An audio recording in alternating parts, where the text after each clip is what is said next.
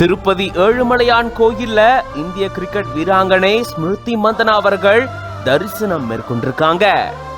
இவங்களை பார்த்த உடனே ரசிகர்கள் போட்டோஸ் எடுக்க போட்டி போட்டிருந்திருக்காங்க.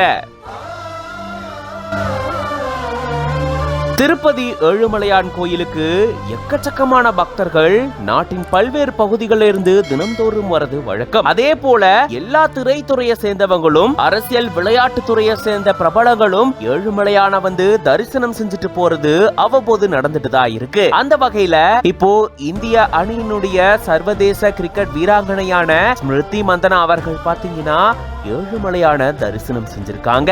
இப்படி அவங்க திருப்பதியில வலம் வரத பார்த்த ரசிகர்கள் இவங்களோட போட்டி போட்டு போட்டோஸ் எடுத்திருக்காங்க. இப்போ இது தொடர்பான வீடியோ சமூக வலைதளங்கள்ல வைரல் ஆயிட்டு வருது.